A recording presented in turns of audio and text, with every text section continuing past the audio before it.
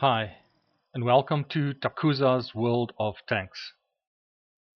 In this replay, where I drive a Wolverine, we are going to see how patience can pay off when you are protecting your base or guarding something. The map we are playing is the swamp, and as you can see there's a marshy bit of ground in the middle. Left bottom corner is the enemy base, right top corner is our base. What I'm going to show you is that in the beginning I usually look around to see where all the tanks lie, and just to get a feel of how the situation is put together. And once we move out, I usually wait for a while to see where everybody's moving to. But I immediately notice that nobody's moving towards the base. And if it's one thing that you have to do is you have to protect your base. So I decide that that job is going to fall on me. I'm going to have to protect the base. I also usually minimize the amount of information at the top so that I can get a better view of the battlefield. And I've noticed that there are no other ridges covering the base that I want access to, so I'm going to move into the area where the windmill is. I've already noticed the enemy tanks have been spotted, and I've already noticed this, we've got a scout that's headed up right to the end of where the enemy was being spotted. It's not going to last long because there's a couple of heavies there, and he just doesn't have the armor to protect himself against those heavies. Right, I've moved into the brush. I'm going to reposition myself better now, because you never drive through brush. You'll be noticed. You always position yourself just behind bushes or trees or whatever obstacle you need to cover yourself, and that's what I need. Then I spot two enemies, an A20 and another Wolverine. But unfortunately they are on the other side of buildings, and I don't want to fire to give my position away, but I see a KV-1 coming up when I look at my mini-map. Unfortunately, it's not enough time to take a snapshot, and that would have given my position away. I could have snapped, but I probably would have missed, and then my position would be compromised. But lo and behold, we've got another heavy moving up, a Churchill I. It'll come into position shortly, and there we have him coming into position. Alright, wait for my gun to stabilize and fire. Critical hit. He hasn't noticed us yet. We're actually quite far away. He's looking around. Critical hit. I've tracked him there, and I'm waiting for a reload. Critical hit. Fire again. What you will notice is that he's now disappeared. He's still there, but he hasn't moved. Once he moves, I can pick him up again. But I'm too hasty. It's a miss. Behind the building, he's safe. No use going bombarding the building. But let's have a look and see if his friends have noticed the little fight we've had. Nobody's noticed, nobody's coming to his rescue. So hopefully if we stay still and quiet, we can actually get to fire again. Behind the tree, hit him again. He couldn't see us because he was behind the tree, and that sort of screened us. Waiting, and hit him another time. Now he noticed us. Firing back, but he's firing while moving. It's a miss. I'm waiting for a reload, and I've got Enemy it. vehicle destroyed. Dead shot. That would take out the heavy. He didn't have much hit points left, and his armor was so softened by the previous 4 shots I put into him. Now have a quick look and see if any of his friends have noticed the disappearance of their heavy. None have. They're carrying on business like normal. So to me, I am going to also wait and see what's happening. I've got an ideal position here, and I've noticed that none of them are really moving into my line of fire. However, I can guard the base from both sides of attack. It does also leave me vulnerable once noticed, I can be shot at because I'm on a high rise. However, it also gives me a vantage point where I can see quite a distance. I usually kit out my vehicles with the binoculars at the bottom, if you can see on the screen, and a camo net.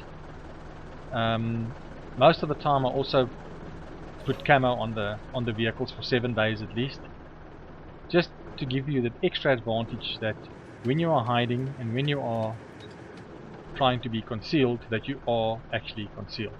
Sometimes you'll find people talking about invisible tanks that shoot at them and invisible tanks that take them out, and actually it's tanks that are well hidden, well camouflaged, and just out of their line of sight or their sight range, and that's what the big problem is.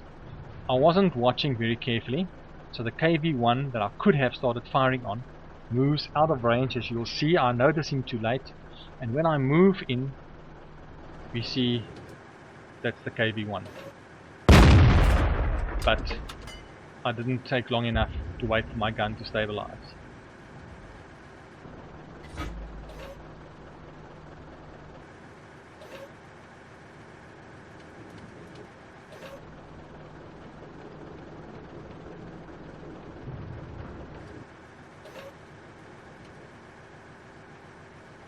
The KV-1 is now hiding behind the trees, and hiding behind the hills, should I rather say, but it's going to come out behind the trees. It's got as much hit points left as what that Churchill was. The Churchill had 112, that's got 116, so I should be able to do it. Firing on the side, much less armor than from the front, and the KV-1 is out. Now I notice it's just 3 of us and 1 enemy unit, 1 enemy tank destroyer. I've got 2 mediums and a tank destroyer. Down at the bottom, right left hand corner, I notice the SU-100 is involved in some kind of altercation with the Cromwell, our 1 medium. I'm trying to race to the assistance of the Cromwell. The Cromwell should be able to take out that SU, because the SU is more built for stationary attack than it is built for attack while moving. So if the Cromwell can just circle around that SU, it should be able to get a couple of hits in. But the SU, quite the ingenious driver, took out our Cromwell. I then noticed our Chinu, our other medium tank, is also moving up. I have crossed quite a distance, but the Chinu is stuck in marshy ground, so it will be driving very slowly. I decide as I enter this area that there's a little depression on the left hand side, and I'm going to take the Wolverine into that depression so that I don't get spotted easily. If you are spotted, they don't have a firing solution, they can't actually see, and that sort of blinds them.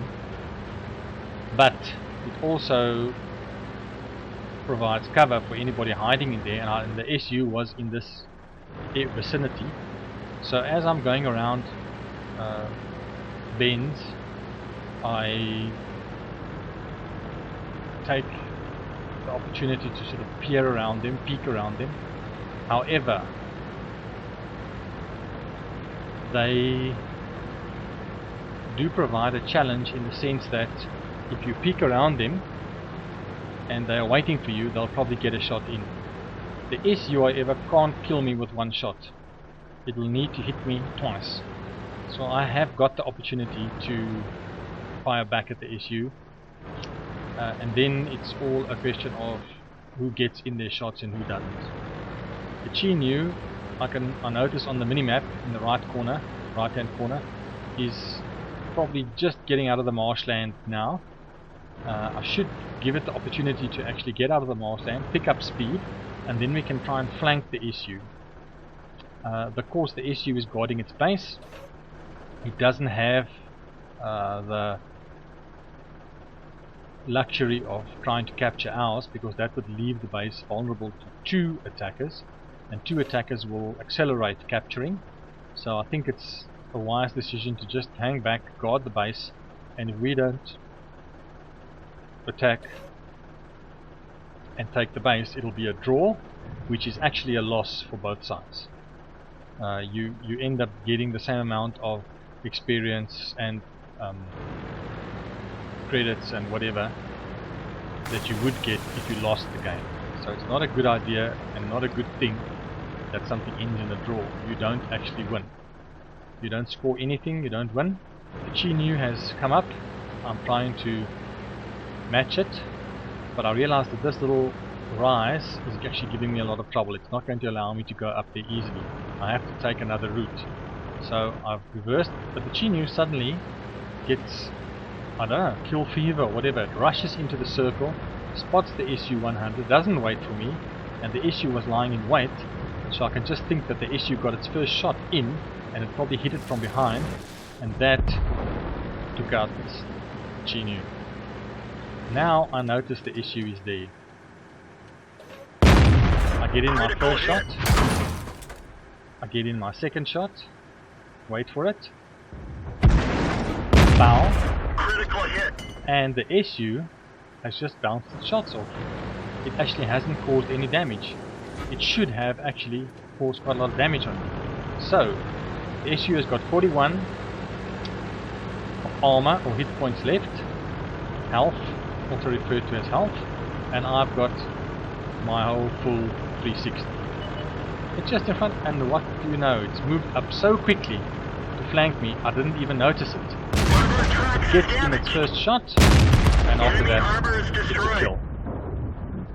So, 3 shots or 3 kills for me for this game.